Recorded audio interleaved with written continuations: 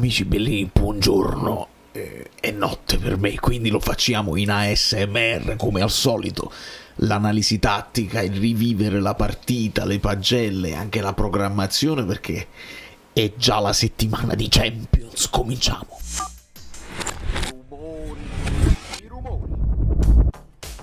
Sì, dovremmo trovarci con i tempi. Se oggi facciamo l'analisi, domani magari un'analisi Manchester, perché ho già intravisto, voglio studiarmi, l'hanno stravinto col Manchester United. Poi ci sarà la conferenza, ci sarà poi la partita. Mamma mia, benvenuto Pietro Clemente, iscrivetevi al canale. Questo è il video dove tutti dobbiamo lasciare hype, perché ovviamente sono i miei video preferiti, dove posso portarvi sul campo e farvi vedere, sperando, qualcosa che non sia stata ancora detta, perché si è detto molto ovviamente e il campionato già ci sta dicendo molto.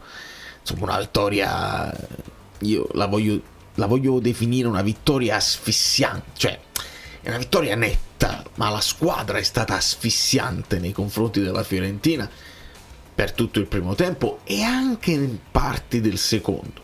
Ci spostiamo e mi viene facile partire con Oriali, con la bellezza la bellezza di una classifica a punteggio pieno, la bellezza di qualche altra squadra che viene bloccata, per esempio dal Torino, per esempio dal Sassuolo.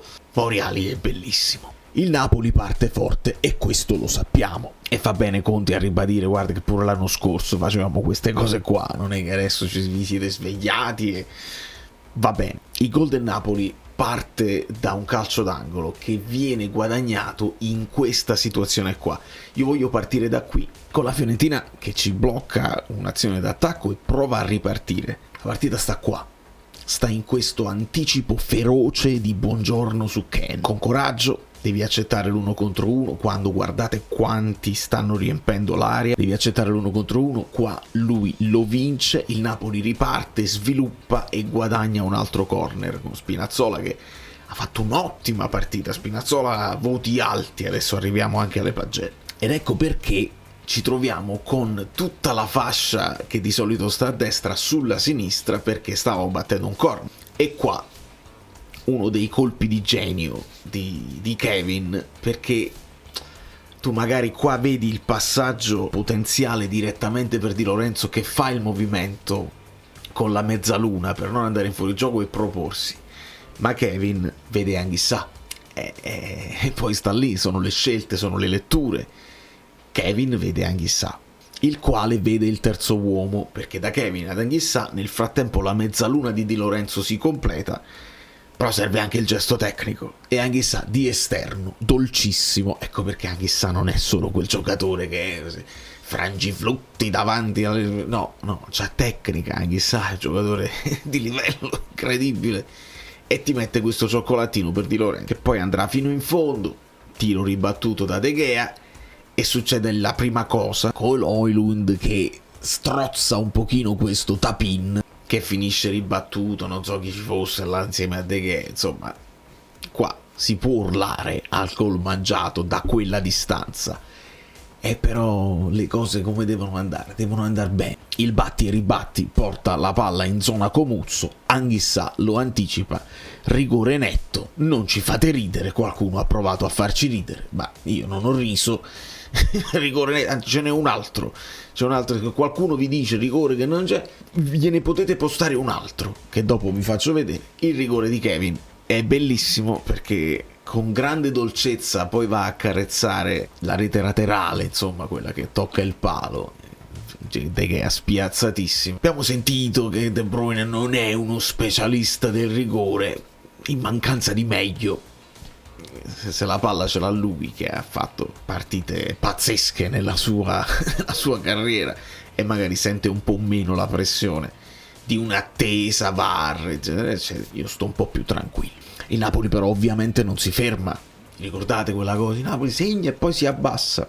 No, il Napoli continua, e qua è perché con le parole nessuno ha vinto, ma lui è riuscito anche a perdere. Lui ha perso in campo e con le parole. Con i suoi ragazzi è da solo, in compagnia è meglio non essere accompagnato. Chiaramente voglio esaltare il passaggio di esterno di Spinazzola, che vede il movimento di Højlund e fa un passaggio non banale, anche perché è una palla che poi gira, circumnaviga attaccante e difensore e va verso la porta, mettendo Højlund in condizione di proteggere la palla e poi andare al tiro. Ma io vi devo far vedere un'altra cosa. Lo vedete? Questo è Kevin e questo è McTominay. Si sono quasi invertiti quasi per tutta la partita, poi non sono fissi ovviamente, ma molto spesso McTominay era più centrale ad accompagnare Højlund e Kevin si allargava. Nel momento in cui Spinazzola sta battagliando con Dodò al centrocampo, De Bruyne si trovava qui e fa un movimento a scendere che prima di tutto si porta dietro Comuzzo, perché Comuzzo tende a seguire e sta in questa zona qua e quindi lascia Højlund nell'1 contro 1, ma soprattutto in qualche modo distrae anche Dodò, che perde un po' il contatto con Spinazzola, che quindi è libero di girarsi e far partire l'assist per Højlund. Il movimento che fa Kevin, che verrà visto da pochi onestamente perché si vede il gesto tecnico di Spinazzola, è fondamentale. E se è vero che avevo esaltato un bel passaggio di Fazzini nel secondo tempo per Piccoli, qua esaltiamo la visione di De Bruyne, che stanno 3 difensori davanti e riesce il passaggio non lo fa nemmeno alto, perché il passaggio alto che fa Fazzini poi lo devi mettere a terra, lo devi controllare.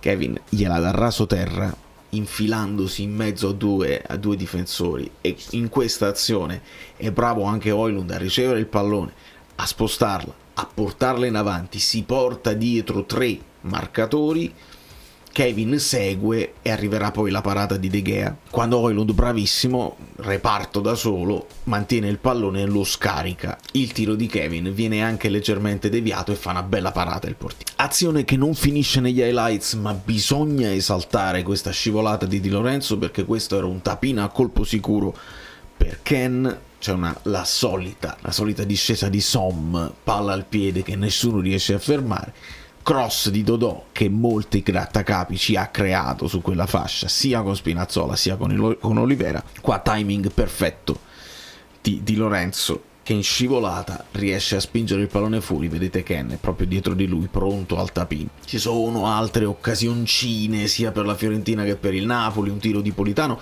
da quel tiro di Politano poi deviato arriverà questo corner che Politano stesso batterà, alzato da un difensore della Fiorentina, si fa trovare sul secondo palo Anghissà, di prima al volo, di controbalzo, rimette il pallone al centro e Beukema può bagnare il suo esordio anche lui con un gol non banale, ti dà morale, fa gruppo, perché poi Beukema è uno che è subito amato, è subito stato un personaggio nello spogliatoio, quindi molto molto bene anche lui.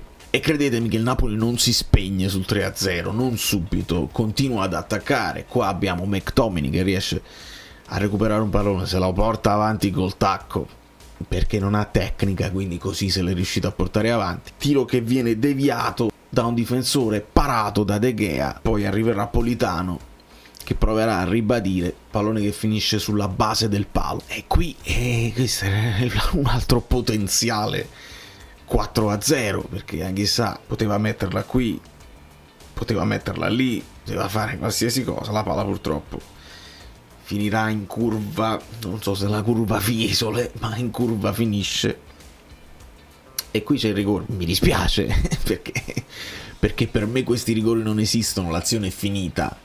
Però se tu poi in scivolata, tentando di prendere il pallone non lo vedi e gli entri nelle gambe, è fallo, è un fallo di imprudenza, è un fallo fortuito, è rigore per il Napoli.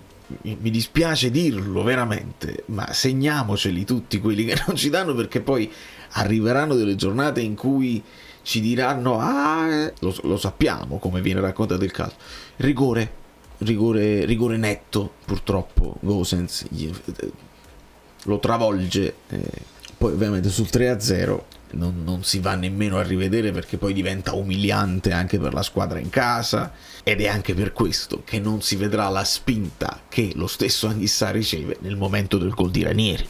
Però Anghissà ha avuto anche un momento di leggerezza, passaggio un pochino superficiale che viene intercettato in questa zona da Piccoli, che poi tirerà fuori qua una prima avvisaglia che il Napoli, non dico che stava staccando la spina, però si sentiva un po' protetto dai 3 gol. E qui vediamo Anghissà già a terra, spinto credo da Piccoli, ma vediamo anche che Ranieri era solo, non era marcato. Ora la possibilità che mi viene in mente è che Anghissà stava andando alla marcatura di Ranieri, Piccoli si scontrano e lo butta a terra in modo tale che Anghissà non possa poi andare a marcarlo. Guarda caso la palla finisce proprio lì e Ranieri segnerà. Però Anghissà non protesta timidamente, si rialza subito. Vedete qua facendo all'arbitro, mi hanno spinto, poi l'arbitro farà anche un controllo, un silent check al VAR, lo faranno. Vi ripeto, 0-3, non l'avrebbero mai potuto annullare. E per quanto riguarda Vania, sì, gli finisce un po' tra mani, corpo, probabilmente per un portiere così grosso, pallone che ti arriva così, forse ci puoi provare con i piedi, col ginocchio, ma non era facile perché ha tirato comunque a colpo sicuro, pallone forte. Beret, incolpevolette, Vaniet. Però non voglio dare solo la colpa a lui, perché quel calcio d'angolo arriva da un pallone deviato da Elmas e qua Di Lorenzo era in vantaggio su Ranieri. In realtà cerca di accompagnare il pallone, Ranieri entra in scivolata, in qualche modo non lo spazza, probabilmente avrebbe potuto spazzarlo, e se fossimo stati magari solo 1-0 immagino un atteggiamento un pochino più feroce su questa palla. Sono stati un pochino più morbidi, si può dire. Però poi Vania si riscatta, perché su questo passaggio bellissimo di Fazzin che scavalca Beukema e trova Piccoli, in inglese si dice he made himself big, no? Si è fatto grosso, cioè ha chiuso lo specchio della porta con tutta la sua figura, si è fatto più grosso di quello che già è riuscito poi a deviarla col piede. Ma nel finale comunque un'occasione il Napoli riesce comunque a metterla.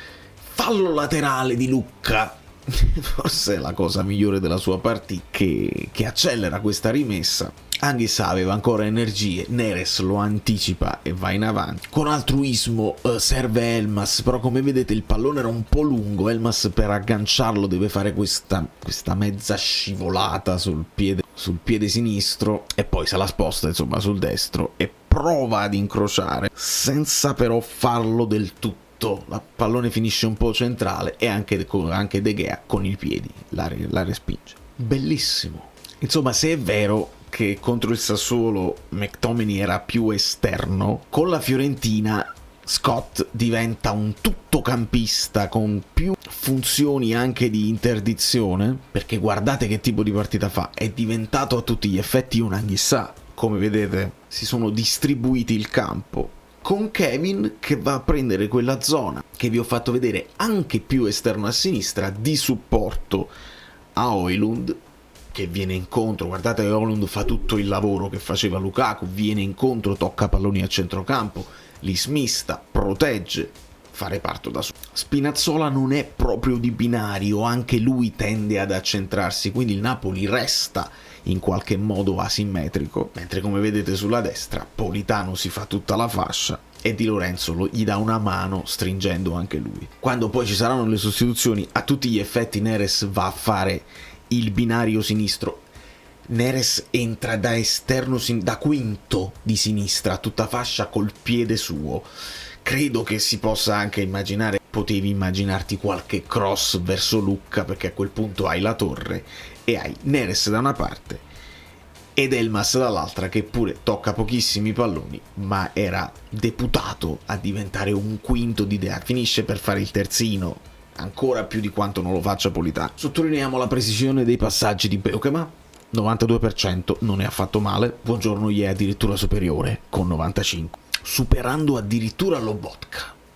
Bravo Buongiorno. Niente male il dato dei duelli vinti da Højlund, duelli aerei 2 su 2 vinti, duelli a terra vinti, 5 su 7, non è affatto male. E andiamo a vedere in ordine sparso le pagelle degli amici bellini del gruppo Telegram, che io mi permetto di commentare, non so se le devo cambiare. 7+ per De Bruyne, credo che sia il minimo, mi verrebbe da dire anche 7,5, perché poi c'ha delle letture che sono istintive, sono naturali, non le devi neanche tu, Conte, non gliele devi nemmeno chiedere, lui le farà. Giusto però dare 7,5 ad Anghissà. Le sottolineo quelle 2 sbavature che commette, quell'unica sbavatura che commette, però è dappertutto, cioè l'assist, il rigore guadagnato, anche momenti di grande tecnica con dribbling riusciti, giocatore dominante. Ma non è lui a vincere il premio Oriali, andiamolo a trovare. Politano 6,5, non vi accanite, è inutile che fate. Politano 6,5, la sua partita se l'è portata a casa. 6,5 Lobotka, altra partita di grande solidità a centrocampo. 7 Spinazzola, mi piace perché l'assist per Højlund, e poi c'ha personalità nel puntare l'uomo, c'ha gamba, quando sta bene Spina si fa preferire. Aspettiamo Gutierrez, nel frattempo godiamoci Spina. 7 Buongiorno, sì, il suo ritorno è, come vedete, fondamentale, nonostante qua Jesus si sia difeso molto bene. Buongiorno è il non plus ultra. Bene anche l'esordio di Beukema con gol, con grande anche precisione e senza affanni in difesa. 6,5 di Lorenzo, sì, forse quello meno appariscente, anche se potrebbe arrivare anche lui a 7, perché entra nell'azione che porta al rigore e quel salvataggio importante. Poi magari sul calcio d'angolo finale 6,5 ci sta. 6+ per Savic. Vedete che non esce negli highlights quella parata plastica perché era a gioco fermo, però ce la ricordiamo. Mi piace sottolineare la parata di piede che fa e soprattutto un'uscita che fa su piccoli che dà grande tranquillità. 6,5 per un McTominay costretto al lavoro sporco. È un lusso avere uno di questi che ti fa quello e ti fa anche quell'altro. E il premio Oriali va a Rasmus, esordio da urlo, dopo quell'incertezza iniziale. Quel gol che fa non è affatto banale, perché poi lo fa anche col piede debole, protegge la palla, anticipa il portiere, mica male. 5,5 per Olivera, va subito un po' in affanno con Dodò. 6 per Elmas, non l'ingresso migliore di Elmas, è entrato per fare il trottolino ad inseguire un pochino Gosens, non è entrato in partita a tutti gli effetti, l'occasione l'ha avuta, si è fatto trovare, ma gliel'hanno parata. 6- per Neres, anche lui è entrato per dare una mano, qualche spunto l'ha avuto, si fa sempre preferire a destra, ma la squadra prima dei singoli. E il premio Michu va a Lucca, che mi dispiace un pochino, il problema è anche il paragone con l'esordio di Højlund. Ovviamente Lucca quelle cose non ce le ha, se De Bruyne dà quella palla, forse non gliela dà nemmeno quella palla che gli dà in profondità De Bruyne, perché sa che Lucca non la può andare a prendere, a controllare. Lucca deve essere finalizzatore, quindi bisogna giocare intorno a Lucca in maniera leggermente diversa. Ad oggi Højlund si fa preferire. Senza voto Gilmour, è entrato giusto al 93esimo. Un bel 7 per Conte, che continua a farci vedere cose nuove, sviluppo nuovo, e si arrabbia anche moltissimo per il finale dove abbiamo concesso qualcosina. Quella è la mentalità. Oltretutto sta girando il clip di un Napoli che sul 3-0 dopo il 70esimo fa quel recupero in stile Sassuolo spallettiano, e quello ve lo posso far vedere solamente sul canale Telegram che trovate in descrizione, dove io lancio le notifiche e qualche mini video che non posso far vedere su YouTube.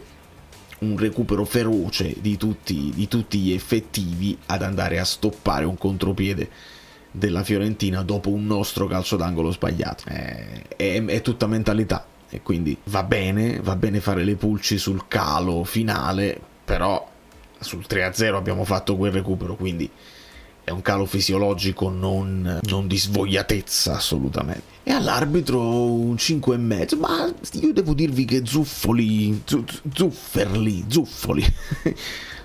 non mi è dispiaciuto. Secondo me ha il physique du rôle, che è anche un arbitro alto che si fa rispettare, sorridente, non faceva non faceva arrabbiare i giocatori, aveva il controllo della situazione, forse manca qualche cartellino giallo, onestamente. Ha ammonito solo Pioli. Poi per il resto è stato più il VAR un pochino moscio in certe decisioni che erano chiare come il sole. Ma ovviamente il voto all'arbitro rappresenta un po' tutto. E stanno diventando sempre più lunghe le analisi tattiche, ma io me la godo, io vi chiedo scusa. Sembra quasi che sai, poco. Allora, Ma mi faceva piacere anche farveli vedere sul campetto, visto che ci riabbiamo, il modo in cui il Napoli sviluppa. Io voglio farvi vedere Lobotka qui, ma in realtà Lobotka noi lo dobbiamo vedere il più avanti possibile, perché poi quando andavamo in attacco, con Di Lorenzo qui, con Anghissà in appoggio, Spinazzola in questa zona, si lasciava tranquillamente la coppia di centrali a gestire prima Dzeko, poi Ken, ma Lobotka era qui a bloccare qualsiasi tipo di ripartenza. È stato veramente un Napoli dominante ed asfissiante nel primo tempo, e piace, è un Napoli che piace. E se qualcuno vuole dire che è un Napoli fatto solo di individualità, io dico che questa partita nello specifico è proprio una partita di vittoria di squadra, di unione di reparti che si muovono tutti insieme, che creano scompiglio, perché non sai dove devi andare a prendere De Bruyne, non sai se McTominay si inserirà o se starà al limite dell'area, non sai se Anghissà verrà dall'altra parte a creare densità. È veramente difficile marcare questa squadra, e se cominciamo pure a segnare con continuità, secondo me ci togliamo qualche soddisfazione. Lasciate like, hype finali a gogo, e se non vi esce l'hype sotto come opzione, condividete con i vostri amici, perché questa è una vittoria goduriosa che ci siamo meritati e che ci dobbiamo godere, in previsione poi di una partita bellissima, che speriamo sia bellissima, contro il Manchester City. Guardate un pochino Doku che se ne va da tutte le parti, Foden che fa un ruolo ancora nuovo, diverso, Holland, e che mi metto a parlare, a descrivere Holland, e dai, e quindi sarà molto interessante. Domani ci sta tutto un recap sia della Serie A, perché potrebbe esserci la Cremonese appaiata a Napoli e Juve, mentre tutte le altre hanno un po' steccato qua e là, e quindi dobbiamo fare un recap, ma anche un occhio al City di Guardiola. Da New York, Valerio Fluido è tutto, vado a dormire, voi vi siete svegliati, vi voglio bene, qualcosa me la sarò dimenticata, me la scrivete voi nei commenti.